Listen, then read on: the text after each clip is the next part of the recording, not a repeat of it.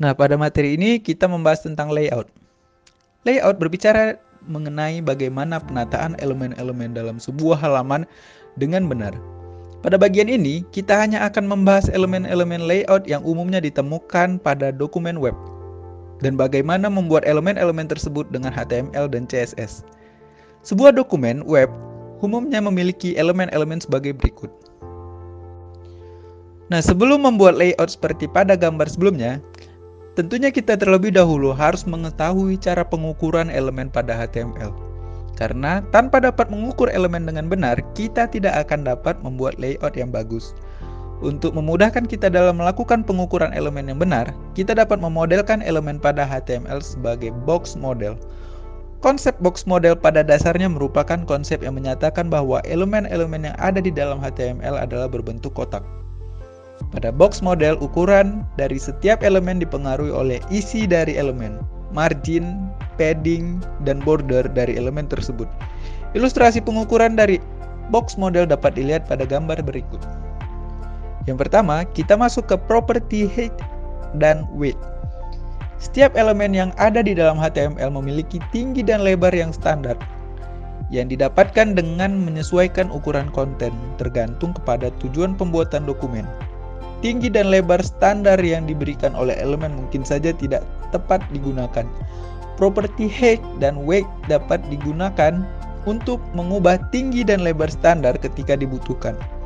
Berikut adalah contoh penggunaan kedua properti ini.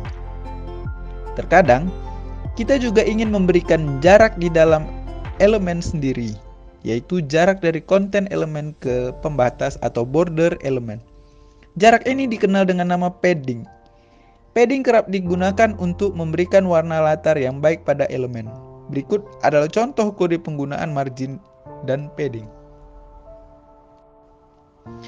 Properti padding dan margin dapat juga ditulis dengan singkat. Penulisan satu nilai pada margin dan padding pada contoh kode di atas akan menyebabkan nilai padding dan margin diimplementasikan pada keempat sisi elemen. Mengisikan dua nilai akan menyebabkan mengisikan nilai padding dan margin atas dan bawah pada nilai pertama, serta kiri dan kanan pada nilai kedua seperti berikut. Mengisikan 4 nilai akan menyebabkan pengisian nilai padding dan margin secara berurutan pada sisi atas, kanan, bawah, dan kiri.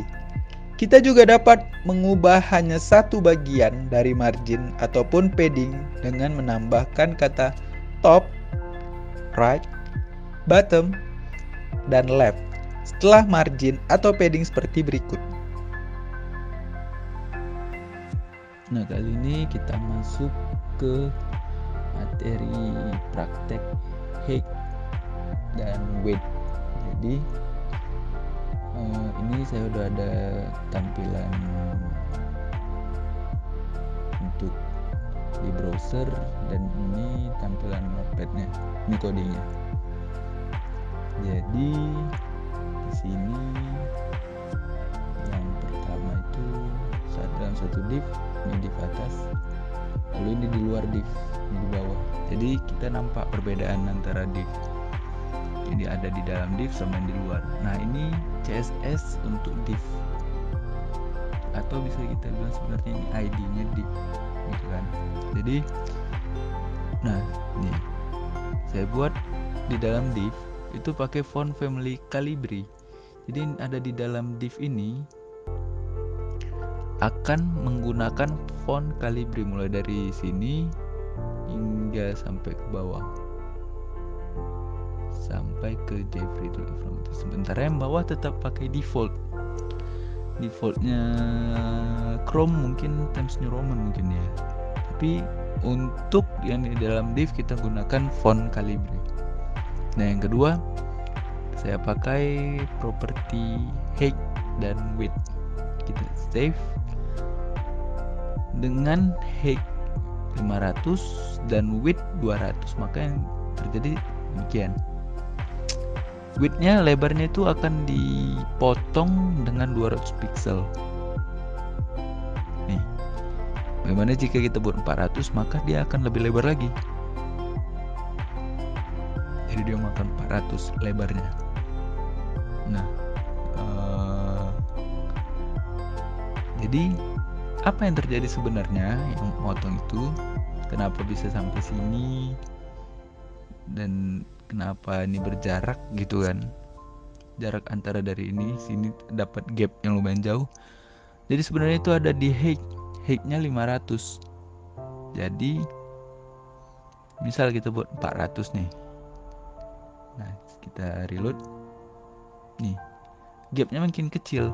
Jadi sebenarnya di balik ini ada yang suatu bentuk yang membuat jarak antara keduanya. Nah, agar kelihatan saya buat background colornya jadi merah. Oke, kita save, kita reload. Nah, sebenarnya yang tadi itu membuat jarak itu adalah div itu ada bentuknya sebenarnya, cuman tadi karena nggak dikasih warna, maka dia nggak kelihatan kan. Hanya aja dia memberikan jarak yang kita nggak lihat. Setelah dikasih warna kita baru tahu. Ternyata 400 itu dari atas, ini width-nya itu 400, dari kiri ke kanan, ini atas bawah. Itu width, lebar, height ini untuk tinggi. Misal kita buat 300. Kita jalanin, nah kita atur. Jadi dia tetap segitu. Nah, sementara height itu sedikit menyesuaikan ya. Kecuali width. Width dia pasti. Jadi kalau width itu pasti ada di dalam. Tapi kalau height itu dia menyesuaikan. Seperti ini kan rambut putihnya itu, JFrame rambut putihnya itu masih ada, bisa keluar kan. Nah, itu bisa kita sesuaikan lagi. Tapi kalau seandainya lebar untuk width itu fix. Jadi kalau kita buat 200, dia bakal tetap memaksain supaya dia mengecil. Kita tes ke 150 misalnya. Nah, dia tetap maksain tuh. Kalau height-nya itu menyesuaikan, jadi tulisan itu bisa lewat di bawahnya tuh. Bisa kita buat 600 gitu kan, untuk menyesuaikan panjang tulisan di dalam kita itu. Nah, masih sama dengan bahan yang kita pakai sebelumnya. Di sini dan ini tampilannya. Kali ini kita masuk ke pembahasan mengenai margin dan padding. Tadi udah tahu lah ya, itu ada di dalam divs ini. Ini kita bahas nih margin dan padding. Nah, yang pertama margin. Biar tahu apa itu langsung kita jalanin aja. Margin itu adalah jarak yang jarak dari div ke sekelilingnya. Jadi jaraknya 25 pixel di kiri, kanan, atas, bawahnya. Misal kita buat 70 pixel. Maka kita save, kita reload, maka jaraknya makin jauh. Dia akan menjauh 70 pixel dari kiri kanannya. Nih, atas bawah. Dia menjauh, tapi itu dalam luar ya. Jadi itu kalau bisa kita bilang margin ini menjauhkan di luar merahnya. Oke. Sedangkan kita balikan lagi ke awal. Nah, ini sedangkan padding adalah memberikan jarak antara tulisan dengan saya reload. Nih, memberikan jarak antar antar shape-nya itu, bentuk petak itu dengan tulisan. Nah, ini 25 pixel, misal kita ubah ke 50 pixel. Maka yang melebar itu adalah si div itu tadi, area div itu tadi, area si merah itu. Jadi misal kita buat padding left, maka yang berjarak itu adalah antara area merah itu yang melebar dan memberikan jarak ke tulisan. Nah, jadi setelah kita buat padding left, kita juga bisa buat paddingnya dari berbagai sisi. Misal top atau atasnya kita buat top. Jadi topnya misal berapa ya? Kita buat 70. Jadi baru kita reload nih. Jadi jarak dari atas ke tulisan itu 70 pixel. Nah, kita bisa juga buat padding right dan padding bottom. Ingat, ini juga bisa kita lakukan pada margin. Jadi margin itu juga bisa diberi margin left, margin top, margin right, atau margin bottom. Misal di padding right kita buat 70, hampir saja. Jadi ingat ya, tulisan itu juga mempengaruhi. Jadi kalian harus perhatikan right, tulisan right atau tulisan apapun, dan sampai ada yang kurang. Karena kurang petik koma aja bisa nggak jalan coding kita. Oke. Seperti saya bilang tadi, hal ini juga bisa berlaku ke margin.